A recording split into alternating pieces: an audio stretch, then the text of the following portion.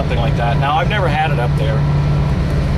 I'm not some young guy out here, and of course you've got some exercise or something going on here.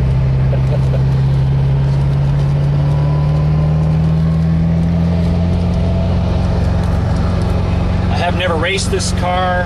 I bought it with slightly over 15,000 miles on it, so I think I've put anywhere from 1,500 to 2,000 miles on it, or maximum 3,000 kilometers on it since I bought it. And I've had it since 2006, June of 2006, and it's now July of 2009. So I've averaged about maybe 500 miles a year on it. The woman, when I bought it from her down in Las Vegas, when I took it for a test drive, she was very, very motherly towards it. She didn't like me taking the revs up at all, so I imagine she kind of drove it very dotingly. She and her original husband had it, and he passed away, and she had another husband, and, well, he wasn't, I guess, as racy as the first one. So she felt it was time to get rid of this car, and she'd had it, well, for 26 years, or 27 years, until I purchased it. Actually, I purchased it on behalf of a corporation, and it's their car, so I'm the agent for selling this particular one. But I'm the one who's been driving it and taking care of it. When it came to Calgary, I spent about $7,000 on it, just shy of $7,000, getting the clutch put in and some brakes, and got everything. It is completely roadworthy. You don't have to do anything to change it. As you can hear, there's a little bit of a squeal. It's a bearing on the fan in front of the radiator. There's two of them, and it sounds like the bearing might be going on that, just so that you know that. We're in Glenmore Park right now, and top speed is 30 kilometers an hour, so we're not going too fast.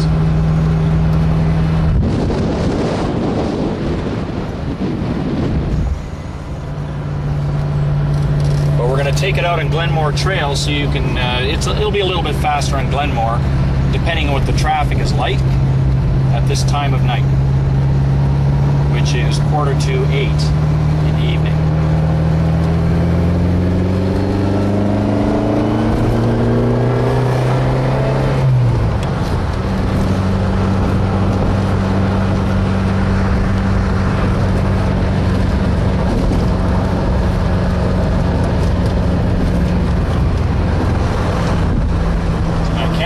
Putting on his seatbelt.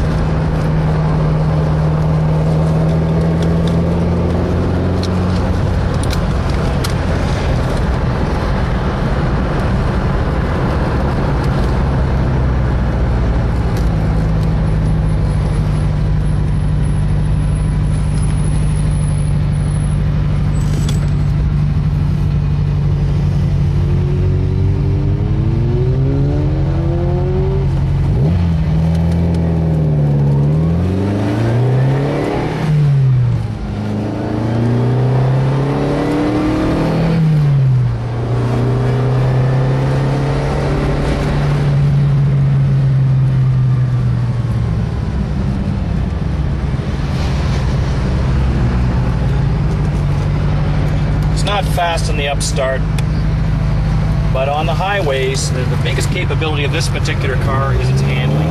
She handles beautifully. Rides the corners on rails.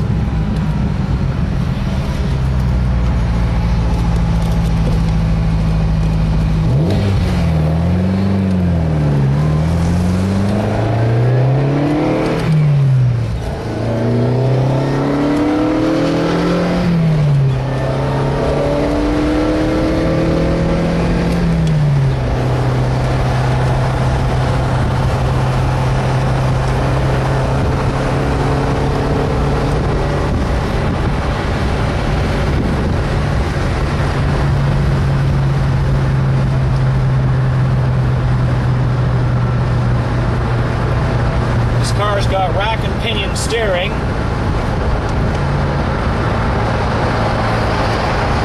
It's very tight, it's not loose at all. The track's straight. You take your hands off of it.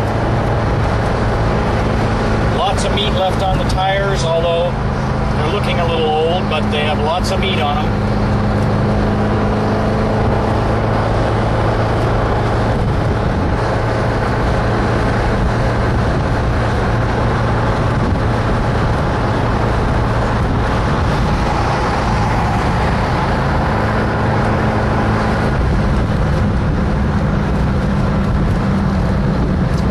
As you can see, the traffic is a little uncooperative here, so I can't really open it up. Not that I do anyway, but you know, you keep it within the proper range. Just want to show you that it's very smooth riding, actually. I mean, you can feel the road in your hands because it is rack and pinion, and you are very, very close to the ground. But other than that, there's nothing wrong with this. You know, I mean, that's what a Ferrari does. You know? If you want a nice smooth ride, you get a Cadillac. If you want something built for a little bit of race, this is the car. Never have raced it though. It's too sweet for that as far as I'm concerned. It has all of the old original smog equipment on it too, and when I took it into the mechanic at Alessandro Motors here in Calgary, and these guys work specifically on Ferraris, he said it wouldn't be very difficult at all to, he said, in his words, with an Italian accent, he says, I make it more like a Ferrari for you if you want.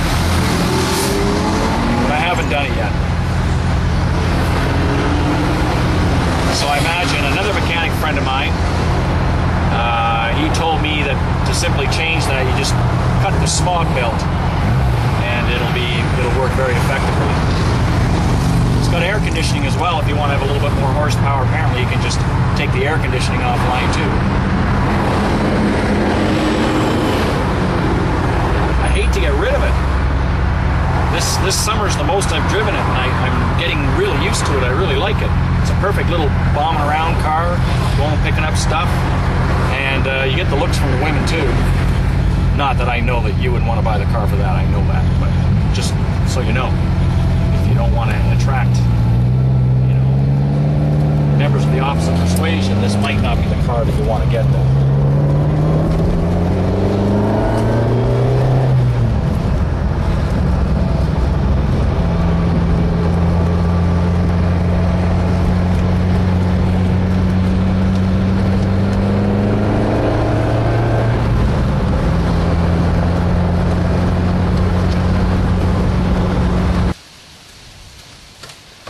So, have a nice evening.